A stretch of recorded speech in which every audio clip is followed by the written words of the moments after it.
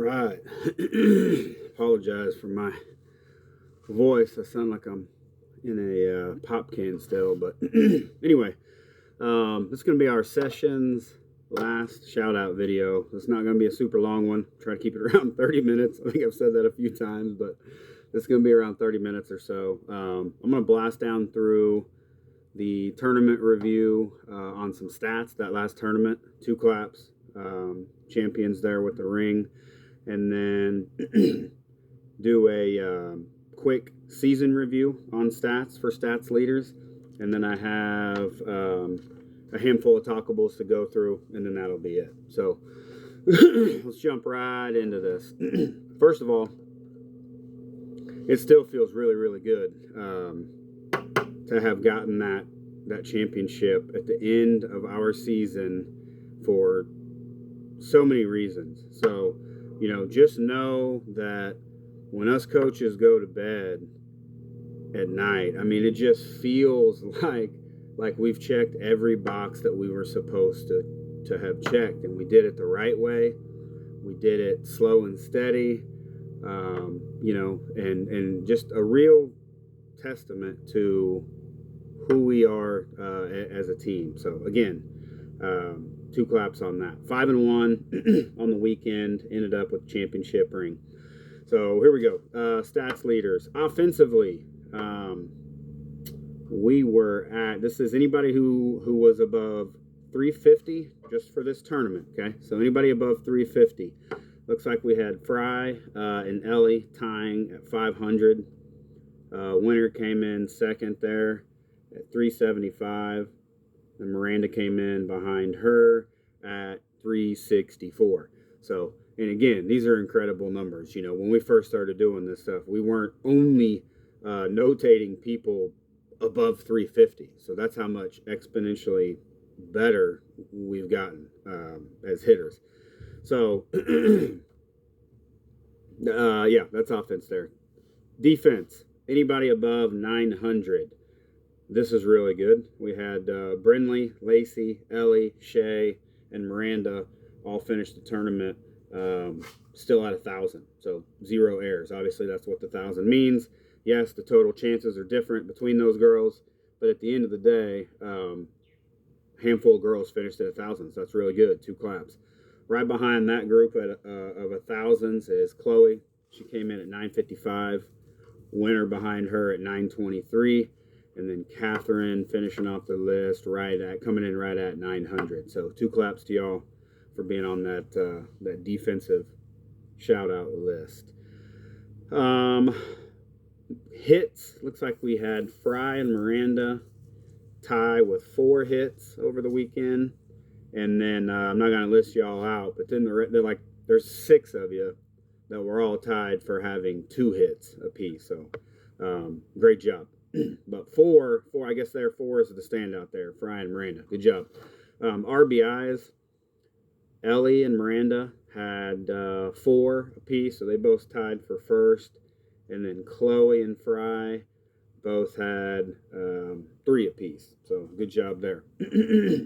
Our runs scored on the weekend, we outscored our opponents 22-12. So, that's pretty good over the course of a, 6-game weekend. And then, there's a couple stats here. Like, it's crazy that I get to call out not only double plays, but y'all had a triple play as well. So that was freaking awesome. But double plays, looks like Carnesi's recorded for 2. Ellie, Lacey, and Winter, y'all had 1 on the double plays.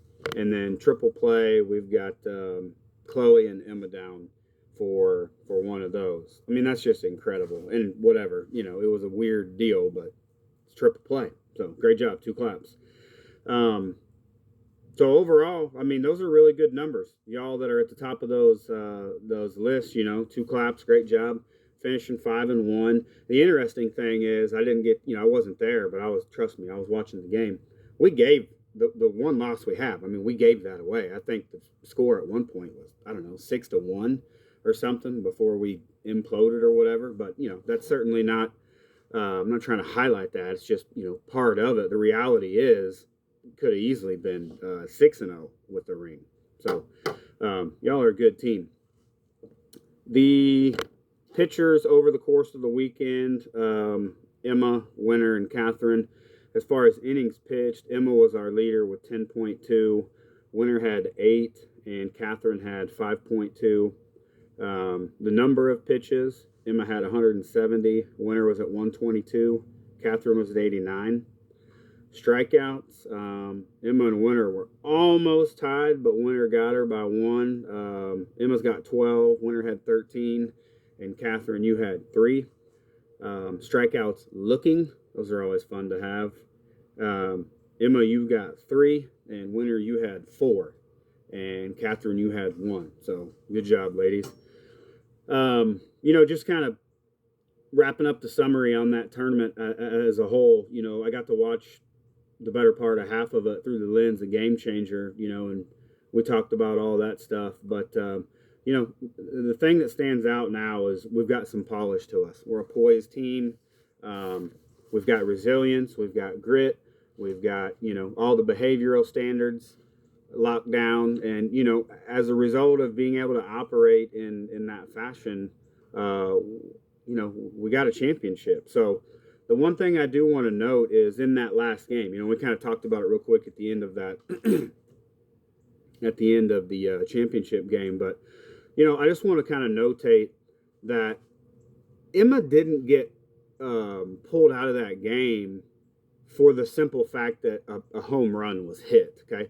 And this just kind of speaking to some IQ along the way. And some of you guys may know what I'm getting ready to say, and some of you may not. At the end of the day, your job is to do your job is to do your job when your number is called. And sometimes the variables that you're operating inside of can dictate, how well you can get a job done or not. So Emma and Catherine have very opposite styles of pitching. Both are effective. Both are I don't know. They're at the top of their they're at the top of their game respectively. So the comparison isn't a comparison. And what I want everybody to understand is, look, if I got Emma timed up, I would hit a home run every single day.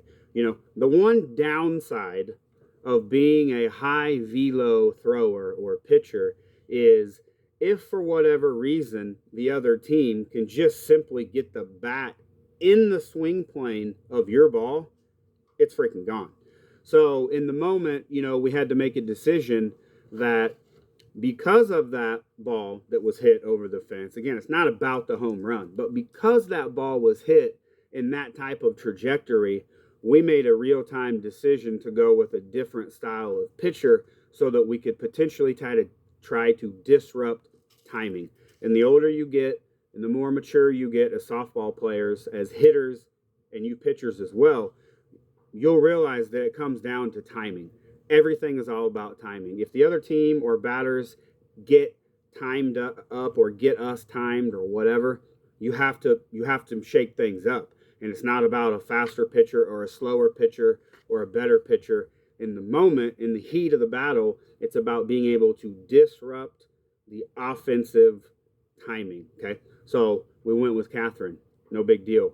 Emma, I talked to you about it after the game. You did a great job. Body language is great. You were a teammate. No big deal. Like, y'all understand these things now. So it's so much easier to coach y'all, and work through this stuff and not have to deal with things in the game that take us away from fighting. And we had to fight in that game, which is where my next statement leads me to, which is, 2 claps for Catherine. You're a freaking baby in the context of all these girls, the youngest one. Certainly nothing derogatory there by saying baby. It's almost your new nickname, the big baby. And what I want to tell you, is that you're built for this, okay? You just needed a confidence booster to be able to show you that. Your style of pitching can handle its own against girls who drop bombs. You did it. You felt the resiliency and you felt the team behind you through that as you were stone cold. I know your heart was beating out of your chest, but you wore the emotions well. You trusted your surroundings, and at the end of the day, you got the win. So 2 claps. Great job. I just wanted to kind of notate that pitching change. You know, anytime we're in a very, very highly competitive game, if we're throwing our high velo pitchers, man, and those balls are getting hit to the fence, we're gonna change it up because we're gonna disrupt timing. So anyway, congratulations, Emma. Congratulations, Catherine. Congratulations, us as a team, because that was a full circle team win. I mean, a lot of people had to do their jobs in order for us to get back on the winning side of that being down 3-0. So, you know, as a season's end and a review, I mean, we do have one more tournament, but it's out there a few ways. Could get rained out, who knows? So, like the end of our season, we're drawing the line now. Hence, this is where the numbers and stuff come from. So, you guys did a good job putting the exclamation mark on that. All right, moving on to a general overall season review. Hey, look, we finished 20, 10, and 1. Should be 21 and 10, not one tie. I mean, literally it was on me. So, for all practical reasoning, we're 21 and 10. We reversed our record from the previous session. Okay, we ended at 10 and 22, and now we finished this season at 21 and 10, essentially. Same level of a high degree of competition, so the same level we played in the fall, and we are now climbing that to where we're on the upper half of that highly competitive playing field, and our record shows that. So, you know, when we meet later on, kind of in our mid-off season, we'll talk as a team about establishing new goals in terms of what we want for next season, record and all. You know, and we're going to have a 21 and 10 record coming off of to help us set those expectations. You know, throughout the course of the season, our runs scored, we outscored our opponents 186 to 112. So that's really, really good. I got a couple other stats on the next page that'll help us understand how much better we got per game. So the season review, offensive leaders. As a team, we finished at 340. That's good. So this shout out here is for anybody who finished above 400 for a season's total. We've got 3. We've got Chloe coming in at 423. We have Fry. God bless America. Yeah, sorry, offensive. Anybody above 400. Chloe's coming in at 423. Fry's coming in at 410. And Catherine's coming in at 400. And Catherine, you know, 2 claps to you for coming in, being the new kid on the team, you know, being a pitcher, had all these nerves in the beginning of the season. You know, I mean, you're basically our Shay of a few seasons ago. Once Shay got settled in, boom, you know, found her groove. I would say that you now have settled in and found your groove. I mean, you're finishing on, you know, top hitting list. You know, you just won a championship game pitching. So the future looks bright for you. You've got a great squad around you, so keep it up. I know you're a baller. I appreciate all the work y'all put in. Appreciate everybody's work this season. Defense. Anybody that finished above 900 got the shout out. Again, season total here. Ellie and Miranda, okay, 2 claps, 100 times to you guys. You finished the season still hanging on to 1,000 fielding percentage, so incredible. Emma, you're right behind those two at 941. Shay, you're right behind her at 933. Chloe, you're right behind her at 927. And Winner, you wrap up the list at 922. What I want you guys to understand about Chloe being 1, 2, 3, 4th on that list, okay? You don't need to worry about 1, 2, 3, 4. What you need to think about is that Chloe only had 7 errors on 96 total chances, okay? The next total chance that was closest to her was half as much. I think Winner or somebody in there had like 50 or whatever. So the consistency and confidence and emotional roller coasters that you've got to go through to be able to maintain that type of efficiency on that many total chances is absolutely 2 claps recognizable. So good job, CeeLo. And again, it's funny because I know you were a little bit frazzled at the beginning of the season, but you locked it in and finished great. So good job there.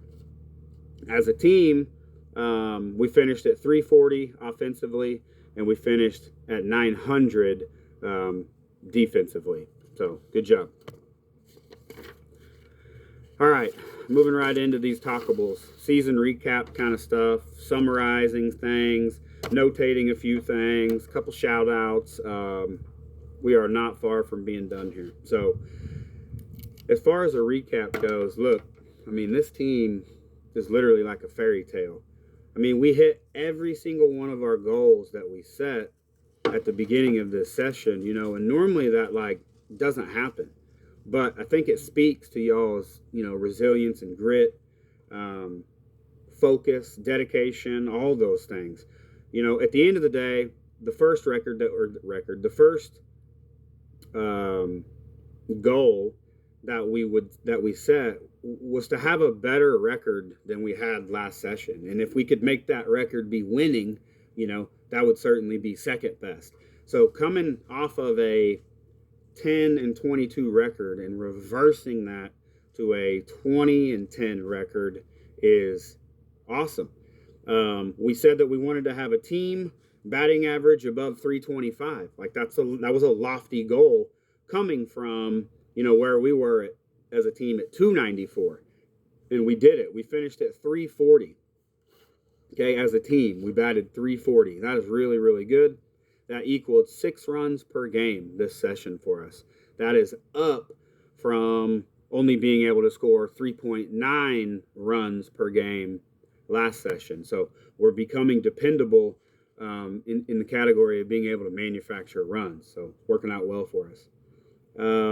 We said that we wanted to have a team fielding percentage above 850. Okay, that's our standard team and personal, and we finished as a team at 900. So that is really, really good. That equals only 1.5 errors per game, which we cut our errors per game in half. You can go back and listen to another message, but we were running through stats and we had around 3.1 errors per game coming into this session. And y'all did exactly what was expected of you, and you cut that average in half. We got it all the way down to only 1.5 errors a game. So good job. That's kind of that. Number 2, look, I think we found the depths of what we are made of as a team. It was a slow and painful process at certain points in the time, for sure. But, I mean, at the end of the day, it's a model for a work ethic to be able to show and tell someone our story. So you guys should feel good. You guys should feel really, really good about that. Being able to find out who you are, find out the exact depths of who you are as a team is some powerful knowledge, because when you get in a pinch, like you got what it takes. So just wanted to notate that. Number 3.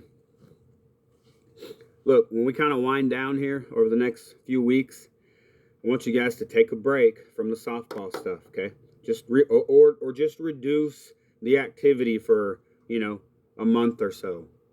I'm not saying don't pick up a ball, but I'm just saying it's okay to table some of that softball stuff for a while, and give us a chance to heal up. Let's forget some old habits. Let's clear our mind. Right? Again, I didn't say don't do absolutely anything. I still want y'all doing something, working out, training, but I mean, with regard to softball specifically, sure, pick up the softball, and play some catch, sure, put some balls on the tee, or go with pops to the batting cages or whatever. But I'm saying get off the grind a little bit. Okay. That would be my personal rec to some of y'all. Get off the grind. And if you're playing multiple sports, pay attention to your body and use the recovery time. So some of y'all that are, going into basketball or, maybe going to be entering into a full off season, take advantage of it a little bit. Okay. Let's heal up. Number 4, I want you guys individually to focus on your strength and flexibility, until we meet up again for our summer session. And of course, we're going to go through basketball season before I see you again. And then y'all are going to play high school softball before I see you again. But my point is, be doing something, okay? And we should be able to have a team mandate that says you can't start until you can do 5 regular push-ups or, 25 full-on sit-ups with someone holding your feet in a row. we've got to have strength. We've got to have flexibility. We've got to have things of that nature because it helps preserve our body from injury, and it also helps us perform better. So I want you guys focusing on the push-ups and sit-ups, and if you're not doing those daily, like that's just laziness to a certain degree. It's free. You can do them. Get good at them. And stretching, okay? I know none of you like to stretch, okay? None of my kids do. I have to tell them 75 times a day, and they still don't do it. But you have to stretch. Next session, we're going to start having some different recordables on file for y'all as like part of your player profile to help us evaluate you as well. So along with this next level that we're trying to achieve, in terms of our overall physicality, it's going to be supported by a little bit deeper set of metrics. So we'll have your throwing velocities down, we'll have your bat swings, swing speeds down, exit velo, time to first and time to second, and those will be things that we start looking at and prioritizing throughout the course of the season so that we can point to measurables as another factor to help us not only evaluate you as players, but to give us other things to focus on. And then we can start to see the fruits of your labor, right? Like if you're not doing anything all season long and you're throwing velos all the way down at, let's say, 32, and we need you to get it up to 45, well, go put in some work. And then when you come back to practice and we hit that again, you're going to be able to see that, increase. So anyway, I want you all to be aware of that. We're going to have some more recordables down on file to help us evaluate. And I want you guys to come back with your hats backwards for the summer session, ready to make some girls cry. I really, really, really, really, really want us to be uber competitive. And you guys are going to notice, okay, this is kind of fun, but it's the price you got to pay. Y'all will and do have a target on your back now. Everybody knows who we are. We are going to be one of those teams where you see that team and you have respect for them, but man, you're going to give them your best game. So this next session, we're going to see everybody's best attempt because they want to beat us. So we got to be tough enough to handle that, and we need to put in the work and be ready to go. So I want you to be aware of that. Number 5, almost done. Number 5, recruiting. Okay. Thank you, Mr. Colton Clark. That is another thankless job. And I am fully aware of what it takes to operate in your position, without much thanks and notice, and I know you don't necessarily need that, but I do want to extend that to you from myself and the coaching staff and the girls as well. We really appreciate you being our director of recruiting. So, everybody out there, in terms of listening to this message, players and parents, I want Colton to be treated like he's a coach, okay? So, if there's some things that you're going to pop off about and say to Colton, just ask yourself if you would say those to me. Because the reality is Colton is a coach. He is part of the staff, and he is running an actual job title with responsibilities that he's got to do on his own time. And again, his paycheck is the same as mine, and which is the same as the other coaches. That's a big fat zero. So this is all a labor of love. So I want to thank you, Colton, for doing what you're doing. Kaz, you as well. I know you're a huge part of it. Y'all divide and conquer and kind of operate as a team, and Colton gets a lot of the chatter there, but I know both Colton and Kaz put a lot into that. So thank you guys. And players, if you haven't done the things that you're supposed to do, that doesn't look well, okay? We're setting this stuff up for you to take advantage of, and we really want you to do that. So please buy in. If you're intimidated, you or your parents, you're not tech savvy, or you don't understand the sports recruits thing or whatever, like, just ask, okay? And someone will help you. I don't want anybody not tailoring their stuff just for fear of, right? Just ask the question and we'll help you get it accomplished. So again, to end that, thank you, Colton Clark and Kaz Clark. Number 6, we do have one more tournament scheduled mid-December, and we're going to have a few scrimmage events that we kind of scab together to give us a chance to go and play some games. And if we have some prospects that we're looking at, it'll give us a chance to see them play in a live situation rather than just having to have like 4 or 6 tryouts at Lago. I don't even know if we're going to do tryouts in terms of a practice because our roster sits pretty solid right now. Okay.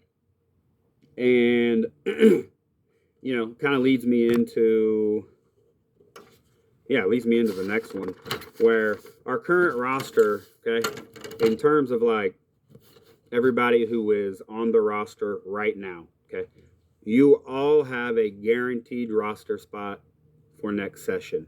You don't have to try out. You don't have to worry, am I going to get dismissed? Am I going to get cut? Am I going to get released? All of you that are on the roster right now have a guaranteed roster spot.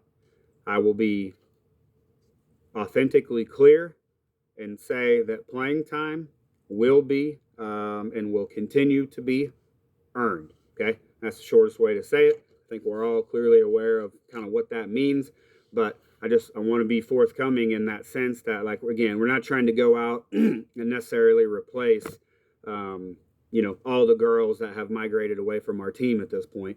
What we are looking at is, just kind of giving everybody some public info, what we are looking at last chat, in terms of a coaching conversation, we are going to look proactively for a bracket level catcher with a bat. That person would kind of complete us, providing all of our pitchers stay healthy and things of that nature. We feel pretty decent about our pitching roster, our pitching staff.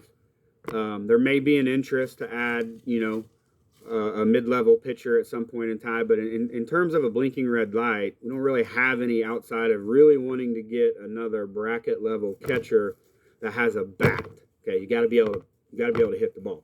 So if we can find one of those, then that prospect will be invited to some of these events or whatever. And we'll see how that shakes out. But just in general, like, we're not trying to climb back up to 15 or 16 on the roster. I think we feel really strong about the core group that we have now. And if we pick up, another girl at most, another girl or two at most, then I think we're still gonna be in a good environment. We want to keep it competitive in practice. We want to always have, at least enough on the roster so that we've got 9 or 10 at practice. So that's kind of it's kind of a global explanation of how the roster looks, how it's going to look, and what our team expectations are going into this off season. And then on the reverse side, okay, and I'm not saying anything other than, if you've decided that you want to hop off the train, this is probably going to be a good time to do it, over the next couple weeks. In terms of dues and functions and time of the season and all those things. If you've decided that you want to hop off the train for any point, now would be a good time to do that. Numbers 8, okay, player reviews. I will go back through and get with the coaching staff, and we will get those updated and submitted to y'all within the next couple weeks again. That way, going into the off season, what our expectations are for you coming up, how we feel and felt about your performance in this last session, and then any specific notables or talkables that we want you, specifically to work on. We'll have all that for you within a few weeks. And then as far as questions and complaints or concerns or advice, okay, this is for the players and parents. Please send me a direct message through GroupMe if you have any questions or concerns about anything, or my advice on your athlete, or any of that stuff. Okay, us coaches love to provide advice if someone is wanting or needing it. Okay, so don't hesitate to reach out. 2 more here, and then I'm done.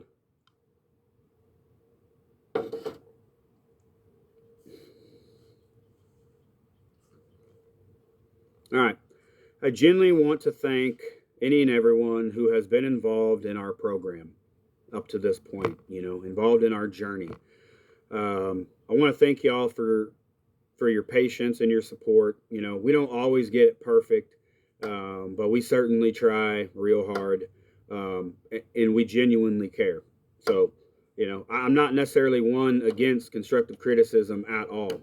If any of y'all have any of that for me, as long as it isn't thrown at me in landmine fashion, I welcome constructive criticism. So if just wanted to touch on, any of you parents have any constructive criticism for myself or us as a staff or even the program, okay, send that stuff on, because we do take a lot of pride in nurturing and maintaining this environment. So, coaching is a labor of love. It certainly doesn't pay well at this level and is mostly a thankless job. But I am addicted to the success and progress of these girls, and will always do it with fire and passion. So my apologies if that ever gets a little too much for any of you, but it's rooted in authenticity, and it's really the only way I know how to operate. So if I didn't have these other coaches, probably would have ran everybody off. So that leads me into number 10, which is to go public and audible here and tell my other coaches, Coach Sean, Coach Kurt, and Coach Will, thank you for all that you do. We all make each other better. Y'all have had to put the training wheels on me, run me through a filter, run my stuff through a filter. So really appreciate that. See, look, man, we got lucky. I'm on a flight line.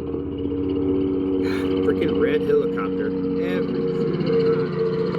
There she is. Could at least drop some Skittles or something. But anyway, thank you, coaches.